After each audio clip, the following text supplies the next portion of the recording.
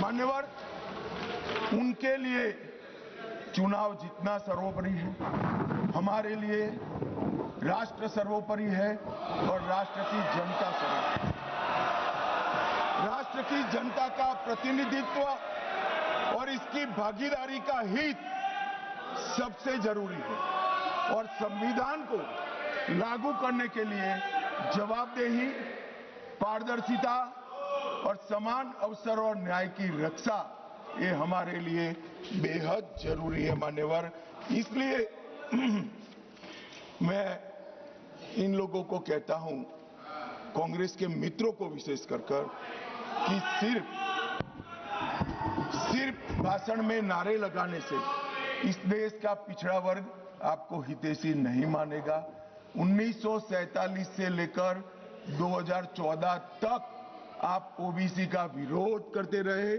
जब ओबीसी के बगैर सत्ता नहीं मिलेगी इसका परिचय आ गया, प्रधानमंत्री भारतीय जनता पार्टी ने ओबीसी बनाया, तब आप ओबीसी की माला जप रहे हो।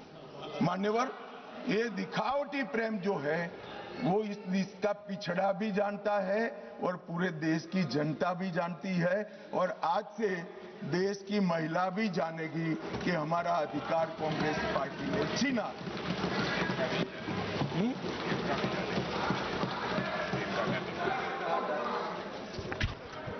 मान्यवर, अब मैं महिला आरक्षण पर बताना चाहता हूं। सबसे पहले 1992 में श्री नरसिम्हा राव 72 और 73 का संविधान संशोधन लेकर आए और माताओं बहनों को 33% आरक्षण पंचायत में देने का एक स्तुत्य काम नरसिम्हा राव जी ने करा। नरसिम्हा राव जी कांग्रेस के प्रधानमंत्री थे, मगर कांग्रेस ने कभी उनको स्वीकार नहीं किया कि वो हमारे प्रधानमंत्री। वहां तक मान्यवर संस्कार में किसी को जाने नहीं दिया था। इसके बाद 96 में देवगौड़ा जी प्रधानमंत्री बने और 81वां संशोधन विधेयक सितंबर 1996 में यहां पर रखा गया। वहां कुछ पार्टियों ने विरोध किया, मैं कहना नहीं चाहता हूं, मगर सब उछल पड़ेंगे और एक कमेटी बनी, गीता मुखर्जी कमेटी। वो गीता मुखर्जी कमेटी को ये विधेयक दे दिया गया और जो आज उनकी दरखास्त है कि समिति को दे दो, और गीता मुखर्जी समिति की रिपोर्ट आई, तब तक 11वीं लोकसभा का विघटन हो गया और बिल लैप्स हो गया। फिर 98 में 84वां संशोधन आया। कुछ पार्टियों ने फिर से, पार्टियां बदली नहीं है, वही पार्टियां विरोध करती रही। वो विरोध किया, बिल को सदन में प्रस्तुत करने की जैसी स्थिति भी नहीं रही और 12वीं लोकसभा के विघटन पर वो बिल लैप्स हो गया। मान्यवर, 99 से 2003 में 85वां संविधान संशोधन विधेयक आया, फिर से उसी पार्टियों ने विरोध किया और बिल लैप्स हो गया।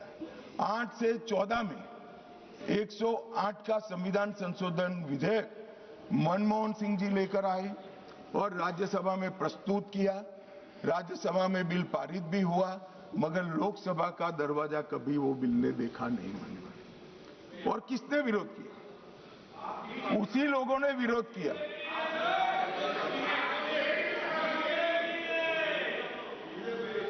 मान्यवर, मैं रिकॉर्ड क्लियर करना चाहता हूं, भले माइक के बगैर बोले हैं, बीजेपी ने इस बिल का कभी विरोध नहीं किया। ये रिकॉर्ड में क्लियर करना चाहता हूं। मान्यवर, जब ये लोकसभा में आया तब सरकार को समर्थन देने वाली पार्टियों ने इसका विरोध किया। मानो अभी कांग्रेस पार्टी कर रही तो हम नहीं समझा सकते, मगर भला लल्लन सिंह जी कैसे विरोध करेंगे? ये तो हमारे साथ है, ये तो बिल का समर्थन करेंगे।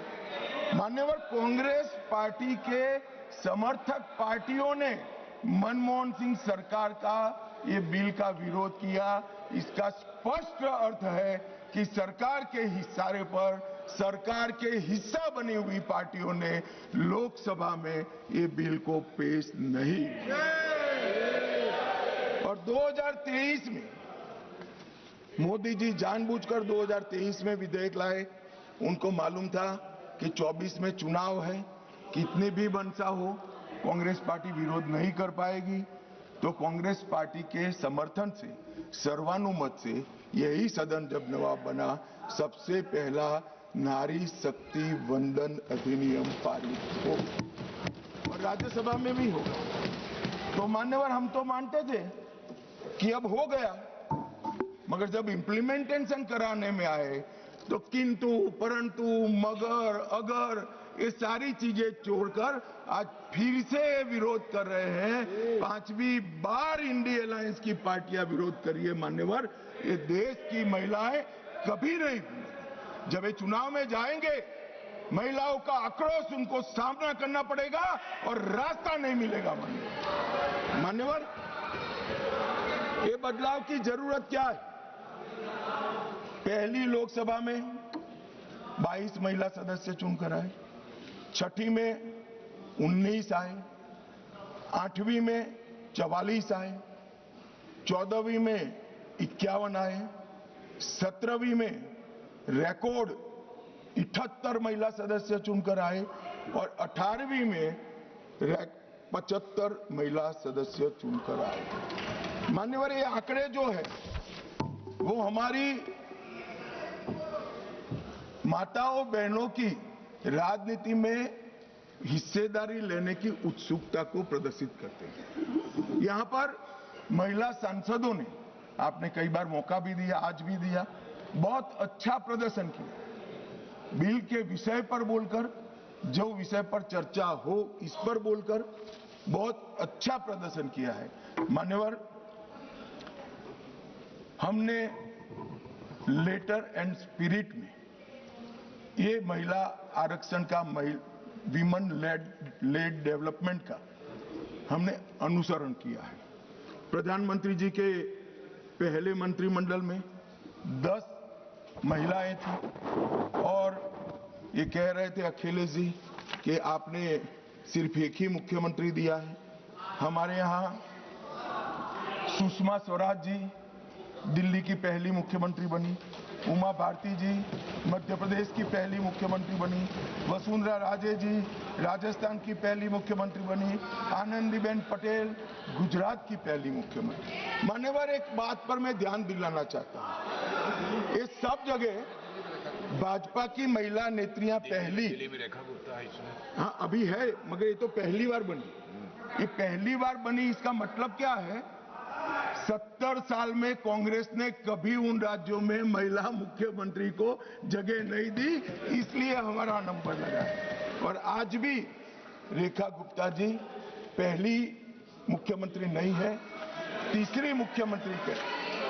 अरे मैं बोल रहा हूं भाई, पहली मुख्यमंत्री नहीं है ऐसा बोल रहा हूं। अरे सुनो भाई, पहली मुख्यमंत्री नहीं है ऐसा बोल रहा हूं, तीसरी मुख्यमंत्री है। अब से डीडी फ्री डिश के चैनल नंबर 57 पर देखिए न्यूज नेशन।